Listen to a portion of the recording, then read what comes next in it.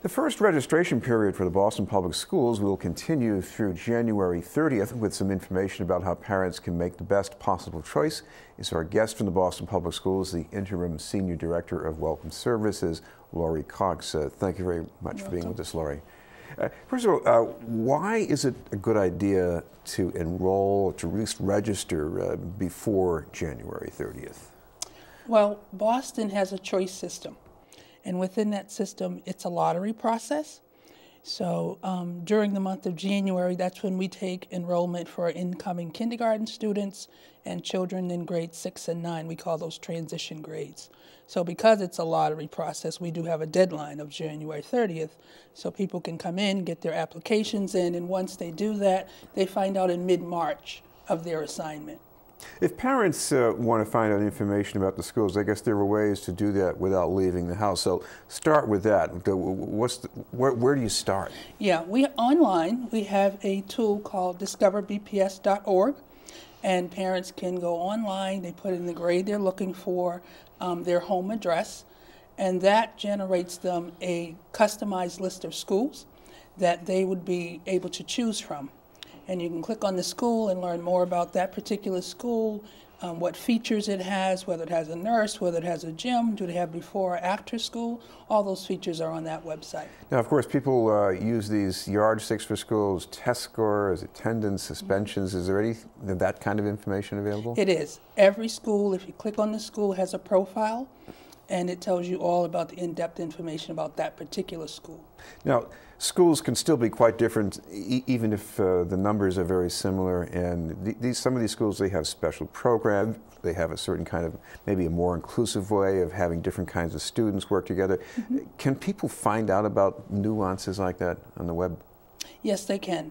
And if it's something that they didn't seem to find on the web, they can always call the school and find out. I know that earlier on there was a process for parents to come into the schools. I know we're getting shorter of time here. Can they still? That was in November. So November through in early January, we had school visiting time. That's our visiting season. And I did look today. There were a few left, maybe around the 15th. There's a few schools that still have visiting times. But for families who are still looking to kind of take a tour of those schools, I'd say they should call the schools, find out if they have a parent-teacher night coming up, and ask if they can come at that point. I think that's a perfect time for them to talk to some of the parents who are already have children in the schools and learn about, the school in that manner. After all the changes in the registration process, I guess it's still the case that not everybody is going to get the #1 school. So what do you do in case you don't get #1? Well, we asked you to pick more than one, of course. We asked you to pick as many as you can work with. I think you may know we have moved to a system called home base.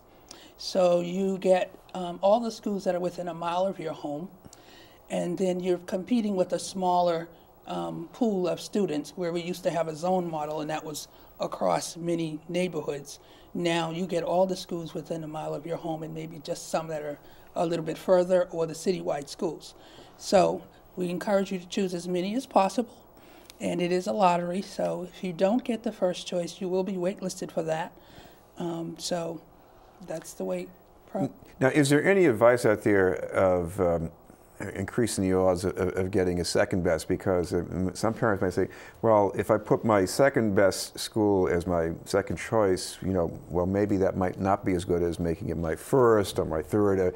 I know it's over my head, but do people have to worry about something like that? The best advice we give is to make your choices in the true order of which you want them. I know a lot of parents ask me about strategizing, well, should I put this one first or that one second? It's put down what you really want. And one reason we can say that is we just opened up 3 new kindergarten classes in different schools in the last week. So the GRU got a new kindergarten, K1, the Warren Prescott got one, and so did Mildred Ave. So not knowing that, you may think that this school only has a limited number of seats, but then we added seats. So if you really want that school, I say put down what you really want. One other factor in what people want is that I guess some of these schools might be feeders, or if you get your child into kindergarten in one place, they can go at least through grade 5. Is that pretty much what they have to keep in mind too? Yep, they do. Some of the K through 5s, and then we have now introduced feeders or pathway schools. So if it's a K through 5 school, they have an automatic path to 6th grade in a particular school in their neighborhood. And if they don't want that, then they still have the option of coming in and choosing something else. But the public schools are also getting to be more like the charter schools in terms of learning time, and I guess there was recently an agreement to have more extra time in the schools. I know that's not entirely finalized, but what can parents look forward to in that?